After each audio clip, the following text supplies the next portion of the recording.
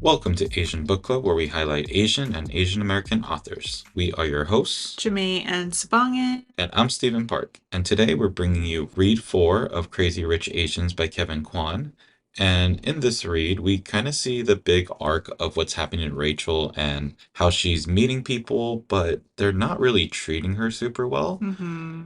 One of the things is that she encounters this whole mean girls kind of situation where the other people, the other women at that party have decided to pull this massive prank on her. And it seems like this whole island trip seems to be obviously for Armenta, but almost a prank on Rachel. Yeah, unfortunately. So I guess, did you have anything where you kind of felt like you related to these incidences? Or like, did this bring up anything for you in particular? I definitely have had mean girl situations, especially growing up in my formative years in particularly middle school, high school days. Mhm. And I remember where the girls would call me too tall, and like that would make me feel insecure. And like, I think looking back, I think they were just jealous of my height. And Wow. because, yeah, I don't know what else it could have been. Wow. So you're being pulled a prank on is you being told nice things about you? So it didn't feel nice back then That's fair. because the way that they said it, the way that they pointed me out and made me feel like I was lesser than because of my height. Right. Um, You were just ostracized. You were outed from everyone else, which exactly. made you feel different. Exactly. Right. I think for me, growing up as a younger sibling, so my brother is 4 years older, and honestly, like I'm pretty introverted, so I had friends, but I didn't like making a lot of friends. Hmm. And being in a situation where, I don't know, for some reason, I just very much clung on to my brother. I always wanted to follow him around, but it also meant that he really didn't want me to follow him around. So there were definitely situations where it was me and older kids that were definitely just doing things that put me on the outside. Like one time I had been told to box against this guy that was 4 years older than me, and obviously, like, I don't know, I had no idea what was going on, so I got beat up, and I don't know, I cried at that moment, like I didn't know what was really going on, but I think those instances pretty much happened as I was growing up, and they were very formative for me. I think it also gave me a different viewpoint because at this point in time is and actually as I started growing up a little bit more is I became a pretty big kid. Like I didn't get bullied a lot amongst my own peers, Mm-hmm. but from the perspective of being the one that was bullied, it gave me an insight on how crappy that is and how bad it is. And it's not saying I didn't do wrong things. Like I know I had moments where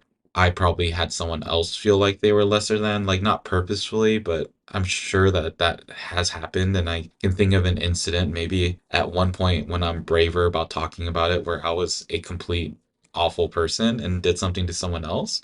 But yeah, I don't know. I think as I was reading these chapters, it definitely felt like those moments that I was lured into a situation just to find out that it was meant for me to have fallen into a trap. Hmm. Lured as in they made you become mean? No, not like that. Like lured into a situation as in I thought I was gonna go have fun, and Mm-hmm. then everything was set up for me not to have fun. It was set up in the Oh, opposite way of it to be where I was gonna feel bad coming out of that instance. gotcha. Kids are mean. Kids aren't mean. I mean, humans are mean. Adults are mean too. True. That's why I'm an introvert and I don't talk to people. But there are also really cool people out there, and one of them is gonna be our recommendation for the week. Our recommendation for the week is Lindsay of Mooney Maid. Lindsay is a second generation Chinese American artist and designer. Her artwork is inspired by her Chinese heritage, social justice, and her dog Orion. What drew me to Lindsay's work at Mooney Maid are the social justice stances she takes and is not afraid to make. One of the designs that stood out to me in particular was this year's Year of the Dragon designs, where it featured sayings like death to all empires, let Gaza live, and power to the people. You can learn more about Lindsay's work at Mooney Maid through her website at mooneymaid.co and on Instagram at mooneymaid.co, which is MOONYMADE.co. Yep. And that's going to be our recommendation for the week. Okay, so bummer of a start, but this is our fourth read, Crazy Rich Asians by Kevin Kwan. What have we learned so far from a majority of this book at this point? So, what we've learned so far is that Rachel is just meeting a bunch of Nick's family members and family friends, and she does this at the Tanhua Blooming Party. We also are getting to see this theme of secret social circles, starting from Eleanor and her Bible study group, shopping at this underground center, to Colin's wild bachelor party in Macau, and into Araminta's private resort bachelorette party somewhere in Indonesia. Right. And speaking of bullying, one of the biggest major events that happens through these chapters is that Rachel finds herself at Samsara Island and she's with a bunch of girls that are in this high prestigious class and very much looking down on Rachel. Not only looking down on her, but digging into her past, digging into her social status, trying to figure out who she is just so that they can judge her even prior to seeing her. Right. And even when they see her, they make sure to ostracize her, to pull away from her and talk behind her back in front of her face. Right. And the issue is no one's talking to Rachel. No one's getting an idea of who she is. Everyone cares about who her family is. Everyone is calling her a gold digger, saying that she's only with Nick to take his money and to steal from that family. Mm-hmm. Which, even when we see the scene with the dresses where Rachel is choosing a dress because Aramenta's mom is paying for all the outfits for everyone, or I guess two or three of the outfits or whatnot, Mm-hmm. Rachel doesn't even really think about getting a fancy dress. She just goes with something that she's like, oh, this seems like something I could wear. Right. So it's very much a situation where everyone is ganging up on Rachel. Mm-hmm. And then we finally get to a big scene where Rachel walks back into her room, kind of after having a light talk with Sophie, who is Astrid's cousin. But Rachel comes back to her room and finds this fish that had been gutted, plastered over the wall. And I don't really want to repeat what they wrote, but it Right. wasn't very It nice. was very unkind. Yeah. What would you have done in that moment if you were Rachel? I think I don't know. I mean, I think her going to Sophie, who's the one person that she trusts and believes in, Mm-hmm. was the right decision. I think what some people might have done is go to Araminta because that's the person that they know, but that ruins the whole event for Araminta. So I appreciate that Rachel didn't go and do that. Mm-hmm. And yeah, I think I would have done the same thing. And I think Sophie's advice was so perfect of don't let them get under your skin because if you react, they are absolutely going to run away with it. Right. It's gonna look like they're winning. Right. Would you have done something differently? I think the only thing I would have done differently, I'm pretty sure I would have been just as shocked as Rachel.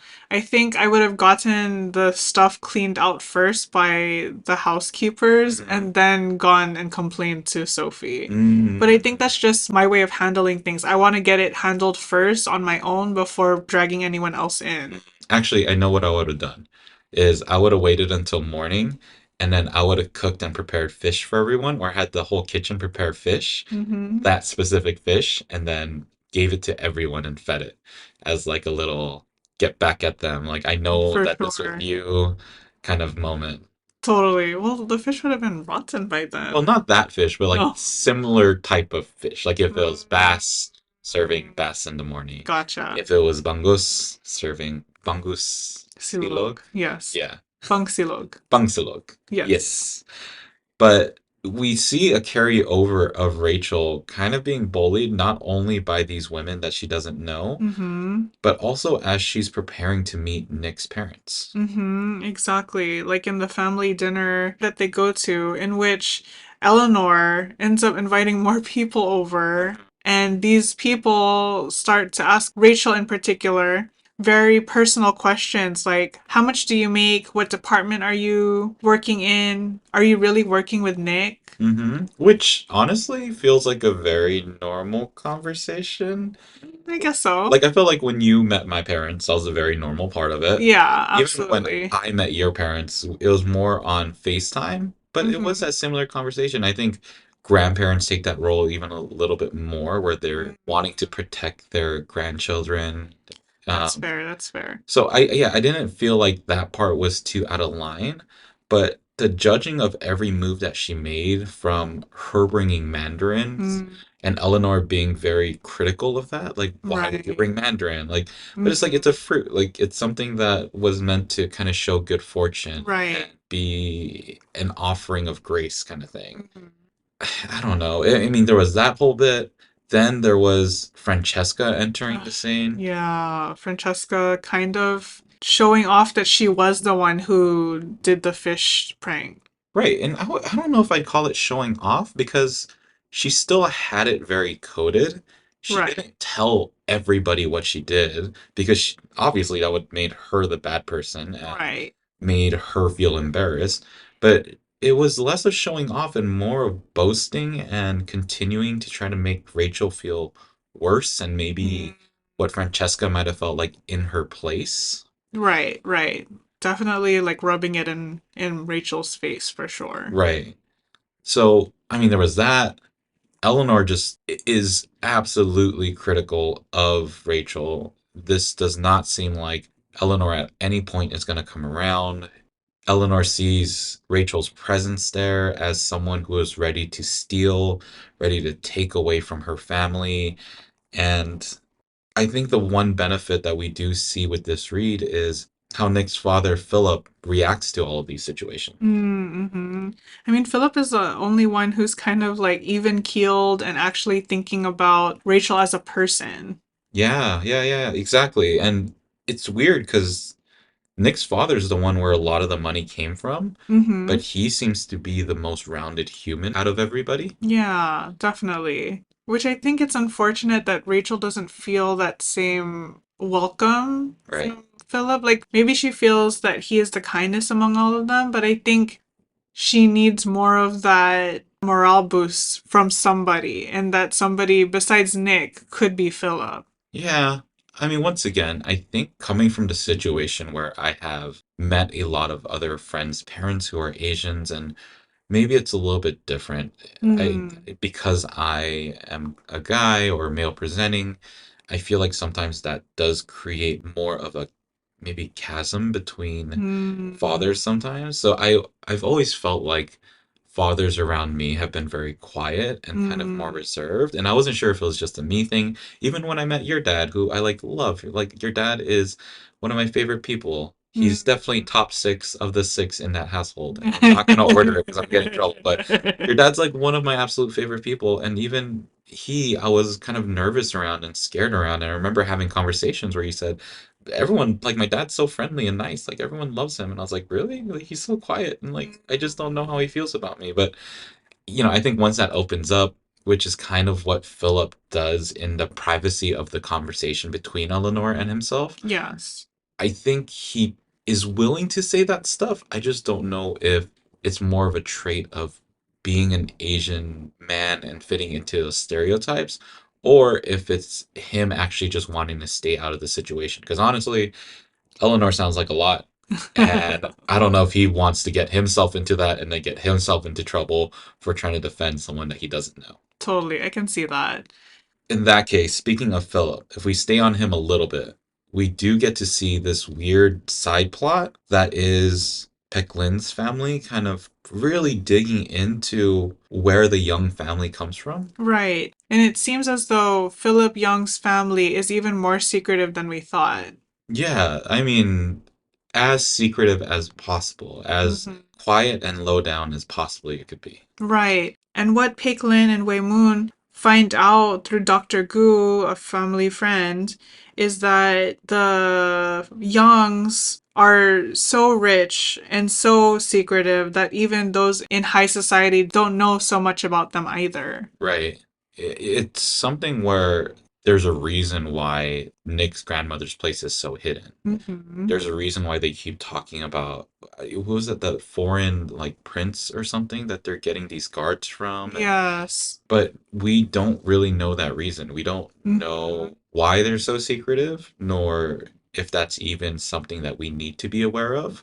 But Moon and Picklin are very much, well, I would say very much more on the side of Moon, is adamant to find out who this family is, honestly, it just seems like they're nosy. Mm. But what do you think? I think it does feel like they're being nosy, but it also feels like it's needed for us to understand too. Like, what is behind the young family? Why is it that the young family needs to be undercover? I see. Yeah, I mean, we won't really know, but one family that we do see that's kind of in dismantle right now Mm-hmm. is that of Astrid and Michael. Yes. So we do find out that Astrid and Cassian do get into a pretty bad accident, that they end up in the hospital. Right, which is what you predicted in the last Right. read. Yes. So they're in the hospital for a couple days, and a few days later, we find them being discharged from the hospital. Right. And I thought there was a sense of irony in this, in that Astrid is so rich and so famous that she can't go to the best hospital. Well, Mm-hmm. I don't want to say which one's best or not, because we don't know the care of each hospital, but she has to Right. go to the general hospital, which is more the public hospital, than Mm-hmm. the extremely extravagant one, just so that she can avoid being noticed. And Right. I think that's the wildest sense of irony is she has all the money in the world and she has to use the one that doesn't use all that money. For sure. So after being discharged, they're home. Cassian's being taken care of. Michael's there, and Astrid finds the courage to speak up. She is now no longer going to hide all the things that she's found and seen and heard. Right. And Astrid just blurts it out. She's Right. like, "You're having an affair, but I'm going to forgive you." Right. And the issue is, it doesn't sound like Michael wants to be forgiven. He It sounds doesn't. like Michael wants out. Right. And he pretty much is telling her at this point, because at one point Astrid does confront him and say, "Are you gonna go to Hong Kong just so you can be with that other person?"